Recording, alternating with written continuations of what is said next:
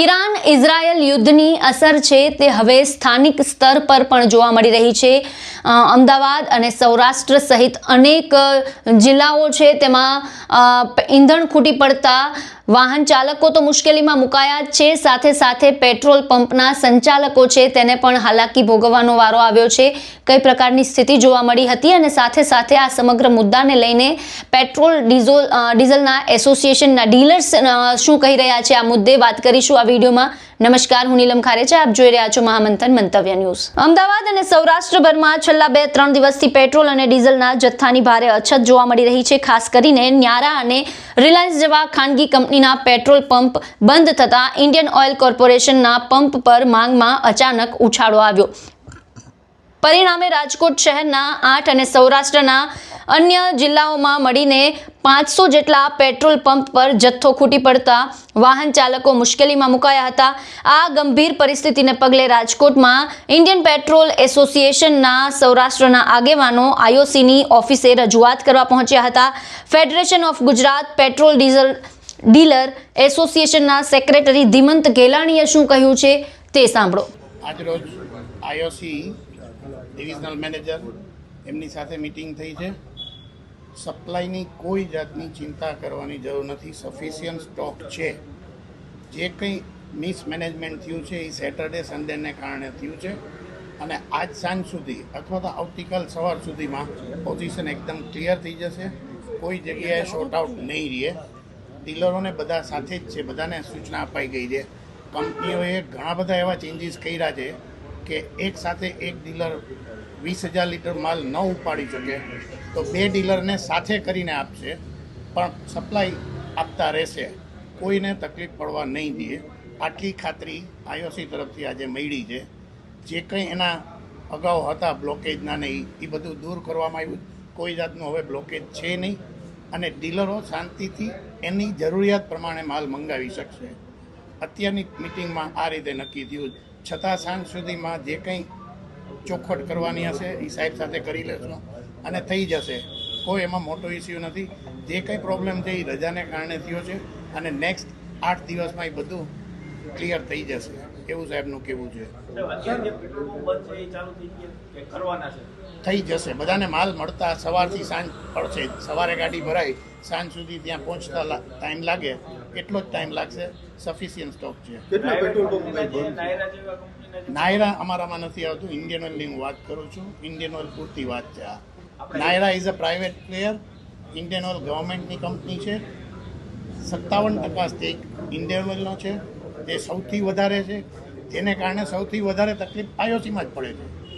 BPC IOC આ BPC અને એચપીસીની total 43% છે સ્ટેક અને 57% આઈઓસીનો છે, જેને કારણે વધારે તકલીફ આઈઓસીમાં પડે છે।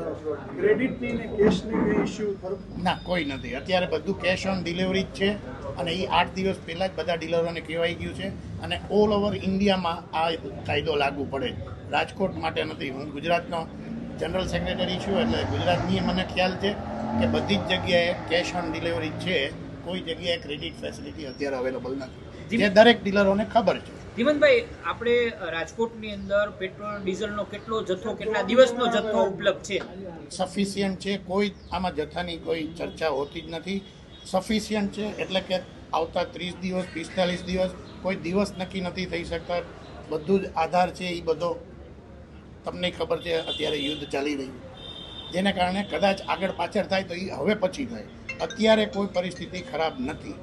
કેટલા પેટ્રોલ પંપ કેટલા બંધ છે એવું કઈ સમય? સિટીમાં કદાચ 6-7 પંપ છે રાજકોટ સિટીમાં, અને બારે બીજા સિટીમાં 1-2 પંપ બંધ છે આઈઓસીના। પર્ટિક્યુલર હું આઈઓસીની જ વાત કરું, નાયરા મને જ્યાં સુધી ખબર છે ત્યાં સુધી સારા એવા પંપ બંધ છે। ટકાવારીમાં મને ન ખબર હોય નાયરાની, કારણ કે અમારો વિષય નથી એમ, પણ નાયરાને વધારે ઇફેક્ટ પડી છે, એમના વધારે પંપ છે, પણ આઈઓસીમાં અત્યારે આ પરિસ્થિતિ છે। લોકોને ખાસ અત્યારે કોઈ મારી એટલું જ કહેવાનું છે કે તેમની જરૂરિયાત મુજબનું પેટ્રોલ ડીઝલ મંગાવે। કોઈ એવી અછત છે નહીં હાલના સંજોગોમાં, કોઈએ પેનિક થવાની જરૂર નથી। ઉપલેટામાં 4 દિવસથી બંધ છે અને એ ભાઈ અહીંયા અત્યારે હાજર છે। બધાને તકલીફ એક જ છે કે જેની પોતાની ગાડી નથી, ટ્રાન્સપોર્ટની ગાડીમાં આવે। ટ્રાન્સપોર્ટની ગાડીઓ કંપનીના ટેન્ડર્સ 5 વર્ષ પહેલાં બહાર પડી ગયેલા હોય છે, અત્યારે કંપનીને જરૂરિયાત છે 50 ગાડીની, ત્યારે ટ્રાન્સપોર્ટની ગાડી 25 જ અવેલેબલ છે કે જે ઓલરેડી અંદર એગ્રીમેન્ટથી બંધાયેલી છે. અત્યારથી નવી 25 ગાડી કંપની લઈ નથી શકતી. તકલીફ એ જ છે. એને કારણે જે ડીલરોની પોતાની ગાડી નથી એમને માલ મેળવવામાં થોડો તકલીફ પડે. સાંજમાં ચાલુ નહીં થાય તો એસોસિએશન શું કરશે? ફરીથી અમે મિટિંગ કરીશું. દીવનભાઈ, મીટિંગ ચાલુ રાખવાની છે કે ખરેખર મળશે? 100% મળશે. અત્યારે ખાતરી આપી છે, સાહેબે જ ખાતરી આપી છે, બધા જ એમની સાથે છે.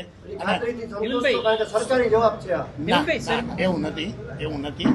હું આટલા 50 વર્ષથી આ બિઝનેસમાં છું. મને ખ્યાલ છે કે જ્યારે કંપની બાહેંધરી આપતી હોય ત્યારે એ લોકોને ઓફિસરને એની પોતાની જવાબદારી હોય છે અને સારી રીતે એ પરિપૂર્ણ થતી હોય છે. તમે એવું કીધું હતું અગાઉ કે પેટ્રોલની માંગમાં વધારો થયો છે. ડબલ માંગમાં વધારો થવાનું કારણ પહેલા 35 ટેન્કર જોતા હવે 70 તો ડબલ માંગ. એનું રીઝન તમને બે વસ્તુ સમજાય દઉં. પેટ્રોલમાં પહેલી વસ્તુ એ કે પેટ્રોલમાં કોઈ તંગી નથી, નંબર 1. હવે બીજી વસ્તુ આવે ડીઝલમાં એસઆર બંધ થઈ ગયા, નાયરા બંધ થઈ ગયા છે, રિલાયન્સમાં અમુક બંધ છે અને કન્ઝ્યુમર્સ જે ડાયરેક્ટ લેતા હતા કંપનીઓ પાસેથી, જેના 22 રૂપિયા લીટરે કંપનીઓએ વધારી આપ્યા, એનો બધો જ લોડ રિટેલ આઉટલેટ ઉપર આવ્યો છે. તો પછી ડિમાન્ડ તો વધવાની જ. જેટલી ગાડીઓ છે એટલી જ સપ્લાય થવાની છે.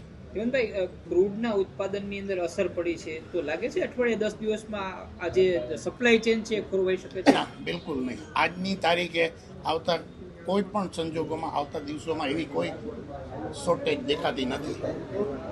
આપના શહેરમાં કઈ પ્રકારનો માહોલ છે પેટ્રોલ ડીઝલને લઈને અમને કમેન્ટ બોક્સમાં જણાવો ને અમારી ચેનલને લાઇક, શેર અને સબસ્ક્રાઇબ કરવાનું ભૂલશો નહીં. ફરી મળીશું નવા વિડીયો સાથે. મને આપશો રજા. નમસ્કાર.